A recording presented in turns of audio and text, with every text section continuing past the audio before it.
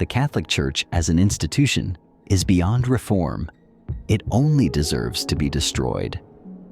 Reading this sentence, one might think it was spoken by a militant anti-clericalist, or perhaps an open enemy of spirituality. In reality, these words come from a man who, despite identifying as an atheist, always sought a kind of faith that could still speak to the weak, the marginalized, and those cast aside even by religion itself. A man who navigated 20th century philosophy with courage, clarity, and an unexpected tenderness. A difficult thinker, often misunderstood, yet one who left a deep mark on contemporary thought. His name was Gianni Vattimo. He didn't hate Christianity. He saw it instead as a language still capable of reaching the human soul, as long as it was stripped of any claim to absolute truth.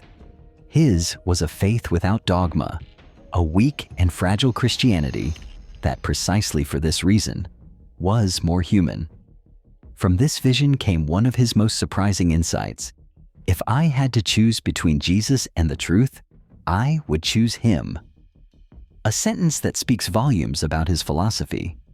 Jesus, not as a symbol of power, but as a figure of gentleness, surrender, and unconditional love. A view of faith that doesn't pretend to be right, but continues to speak, against all odds. Born in Turin in 1936, Gianni Vattimo lived through nearly a century of history with a perspective that was always lateral, disenchanted, but never cynical. Born into a petite bourgeois family, he grew up in an Italy still marked by fascism and World War II. After attending classical high school, he enrolled in the Faculty of Philosophy at the University of Turin, graduating in 1959 with a thesis on Aristotle. In the 1960s, thanks to a scholarship, he moved to Heidelberg to study with Hans-Georg Gadamer, coming into direct contact with continental philosophy. Upon returning to Italy, he began his academic career in Turin, becoming first a tenured professor, then head of the Department of Philosophy, a role he held for many years. His academic work was intense, and he played a key role in renewing the teaching of contemporary philosophy in Italy. For over 40 years, he taught at the University of Turin and became a central figure in both philosophical and political public debates. From 1999 to 2004, he also served in the European Parliament, first with the Democrats of the Left, then with the European Left Group, advocating for civil rights, state secularism, and peace. At the age of 74, he married intellectual and longtime friend Martine Tedeschi, but their union lasted only a few years. According to sources, this was more of a practical and emotional arrangement than a romantic one, meant to ensure his estate would remain in trusted hands. After their divorce, he entered a civil union with Simone Caminada, his partner and personal assistant, with whom he spent the last 10 years of his life. Vattimo never hid his homosexuality. He addressed it publicly with clarity and courage, in an era when being openly gay meant facing judgment, exclusion, and forced silence. For him, sexual identity wasn't a private detail, but a core part of philosophical thought and the fight for emancipation. In a time still ruled by Catholic morality and social conformity, he managed to claim his fragility as a form of strength and freedom. He was a student of Luigi Parison, one of Italy's foremost interpreters of Christian existentialism, and he absorbed both Heidegger's speculative depth and Nietzsche's irreverence. From them, he developed a philosophy he called weak, though in truth, it had the strength to sweep away all forms of dogmatism. Metaphysics, in his view, was the great deception of Western thought, a rigid, authoritarian construction that claimed to describe being as something fixed and unchanging. But for Vattimo, reality was something entirely different, ambiguous, changeable, open to interpretation. And those who claimed to possess the truth weren't seeking goodness, but power. That's why he attacked the Catholic Church without holding back, not for its spiritual dimension, but for its institutional face. The tradition of the Catholic Church is based on keeping the faithful under terrorist threats, he once said, describing dogmas as tools of control rather than liberation. And again, we are witnessing the final madness of the Church. I've never been more aware of the diabolical essence of the Catholic Church than I am now. Words that leave no room for misinterpretation.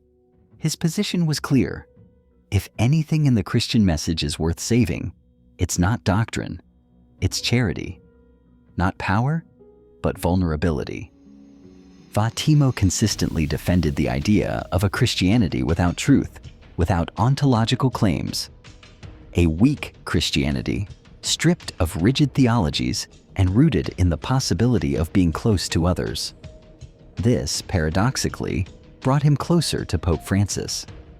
He deeply respected him, calling him the Pope of weak thought, because in his view, Francis had the courage to speak of God not as an absolute judge but as embodied charity. He even once received a phone call from the Pope himself, thanks to an Argentine friend who had shared one of his books. In that anecdote lies the full paradox of Vattimo. The radical intellectual who attacked the institution, yet recognized the human and revolutionary value of someone trying to change it from within. While he defended the weak Jesus, he didn't spare organized religion. For him, God was beyond religion, and religion itself was nothing more than a system of power. It's no coincidence he called himself a devout atheist, without contradiction, because he didn't believe in dogmas, but in love as openness to others, in brotherhood as a form of resistance, and in thinking as a critical, never servile act. Author of key works like Weak Thought, Believing That You Believe, Farewell to Truth, The Transparent Society, and Nihilism and Emancipation, he left a deep mark on contemporary philosophy. Nihilism, for him, wasn't despair. It was liberation. If we suffer in the age of nihilism, it's because there is still too little nihilism, he wrote. The death of absolute values opened space for new possibilities of meaning, more human, more fragile, but all the more authentic. In his book, Not Being God, Vattimo wrote about the many losses that shaped his life. Every Sunday, he visited the cemetery in Turin to pay respects to the people he had loved. In that melancholic ritual was something profoundly human, the awareness that there are no certainties beyond death, but that the bond with others remains the only barrier against the void. When a loved one dies, you should think of it as them going out for a long walk. He wrote this to summarize his sweet, tragic, but never hopeless way of coping with loss. He never hid his homosexuality. On the contrary, he embraced it with pride, not as a private identity, but as an integral part of his way of being in the world, of thinking, and of fighting every form of power that imposes a single model of truth and normality. In one interview, he said, "It took me a lifetime to understand that I could love a man without being ashamed of it." His homosexuality also became a political gesture in his thought, a way to challenge systems that classify, exclude, and judge. That's also why his romantic choices were so fiercely attacked, because he had the courage to live freely where many would have chosen silence. Gianni Vattimo died in Turin on September 19, 2023, at the age of 87. His health had been fragile for some time, affected by years of illness and a gradual physical decline. In his final years, his personal life attracted media attention for reasons that had little to do with his philosophy. His relationship with Simone Caminada, a man 47 years younger, sparked controversy, accusations, and legal battles. According to prosecutors, Vattimo had been manipulated and deceived. According to him, he had simply chosen who to leave his assets to and with whom to share old age. "I claim the right to be weak, and at the same time, free," he said. And in that sentence lies the ultimate meaning of his philosophy. Defending weakness not as a flaw, but as a fundamental condition of being human. Because only those who are aware of their fragility can truly be free. His partner, in an interview after the philosopher's death, shared a personal anecdote. They often spoke about death. They wondered who among them would go first. And Vattimo, with his usual irony, would say, "If I die first, then you write my last book. Title, It Was Me Who Was Weak." A bitter yet profound joke that once again captured his vision of existence, to accept one's finitude without illusions, but also without shame. Vattimo spoke with Fidel Castro, with Noam Chomsky, with global figures, but he always sought connection with ordinary people. He recognized in each person the full dignity of being human. His philosophy, though sophisticated and complex, was never confined to an ivory tower. It was meant for the world, for real life, for society. A philosophy that aimed to open spaces of freedom, not to deliver ready-made answers.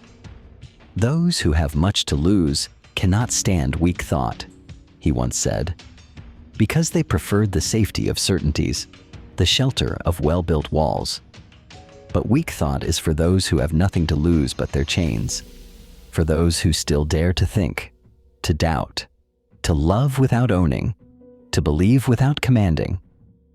Gianni Vattimo was all of this, an unorthodox philosopher, a fragile yet clear-minded man, an uncomfortable voice, often unheard, but impossible to ignore.